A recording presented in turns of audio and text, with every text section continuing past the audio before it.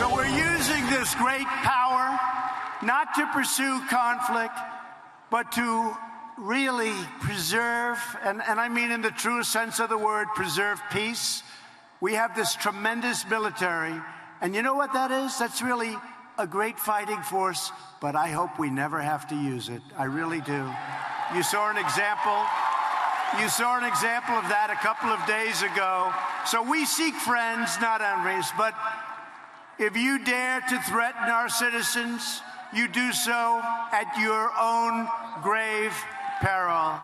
The president earlier tonight at his rally in Toledo, Ohio, making it unmistakably clear to America's enemies that as long as he is the commander-in-chief, he intends to use the greatest military on the face of the earth, protecting the greatest citizenry on the face of the earth, the most generous people on the face of the earth. Earlier today, the president called on all Republicans to oppose crazy Nancy Pelosi and her war powers resolution. And although the House voted for the purely symbolic, non-binding resolution, not every Democrat supported it. We should also note many legal scholars say the War Powers Act is unconstitutional. I agree with them. I agree with John Bolton. It infringes on the president's powers as commander-in-chief. Article 2 powers. Joining us now with reaction, House Minority Whip Steve Scalise, House Oversight Committee member, Freedom Caucus member, founder Mark Meadows, House Intel Committee ranking member Devin Nunes.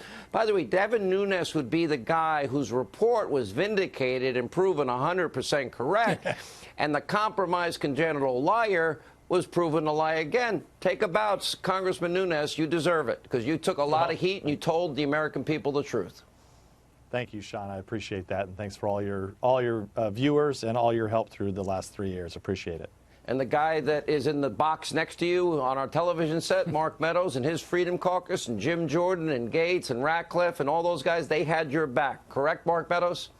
We did. We had his back, mainly because he had the president's back and he had the truth on his side. Enough with the lies from Adam Schiff. It's time that we get about the business, the people's business, and support this president. And I have a bone to pick with Mark Meadows tonight. I did not like his little announcement he snuck up on us towards the end of the year. I'm not standing by that decision. Steve Scalise, I got to give you credit, and Kevin McCarthy credit. You put Jim Jordan when you needed him on the Schiff Show committee.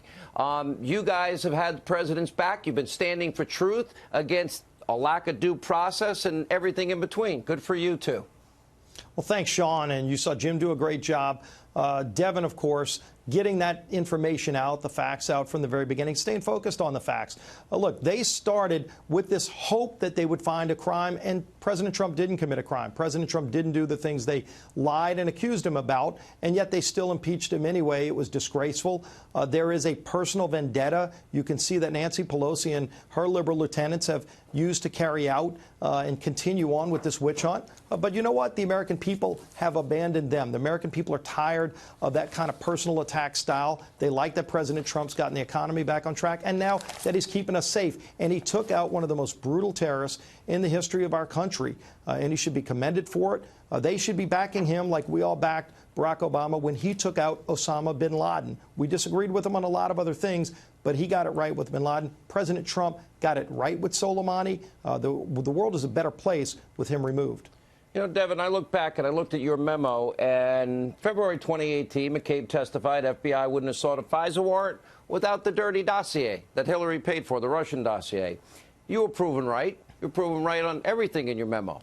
Now, I noticed that they want to put a 33-year veteran that the FBI didn't think was lying, but made him plea, or else they were going to go after his kid, and he fell on the sword for his family, General Flynn. But yet, lack of candor, Comey, McCabe, the rest of them, nothing's happened yet. Why is that? Do we have a dual justice system? Well, we have Durham still going, so let's hope that we actually do. The guys that perpetrated these crimes on the American people and on the Trump campaign and so many Americans that were involved in politics, that should have never happened. Hopefully they're brought to justice. But I will say, you know, we just don't know at this point what's going to happen to General Flynn. I guess the question is, it's a matter of law. Can he withdraw his guilty plea or not? And I don't know. That's a legal question. And I know the judge has tried to get him to withdraw the guilty plea. I don't know where he is, if in the process, whether he can or he cannot, and then what happens there. But I just don't know why the Department of Justice would go back now after all of this, and why not? They could just drop this case. And I know it's tough to do, but the prosecutors, I guess, don't want to do it. I didn't think he lied. I will say this. All of you, I would try very hard to get you to give me information. A lot of you guys wouldn't give me the information. I still hold a little resentment because that's the kind of, I'm a talk show host. We do that sort of thing. Mark Meadows, one question that you would always answer, and you wouldn't tell me facts, but I'd say, am I over the target? Because I want to tell my audience the truth. I want to get this story right. We were right the whole time, and I think we're going to be proven further right. What do you think? Well, you're going to be proven further right. John Durham is doing a great job getting to the bottom of it. But what we must remember is that we need to make sure that there's not two standards, one for Hillary Clinton and one for Donald Trump. He's been really assaulted by my Democrat colleagues today on the House floor. They embraced terrorists instead of supporting him. We didn't have 4 dead Americans in the Baghdad embassy because this president decided to act. All right, let's have a vote.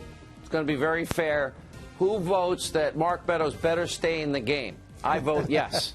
Yes. Devin, I'm going to stay in the game. I'll stay in the game. Not too late, I'm Mark. going to fight from a different vantage point. If you stay in the game, I'll get you a get-out-of-jail-free card. Because right now you're in Hannity prison, and that's not a good place to be. I have 4 hours a day to be mean.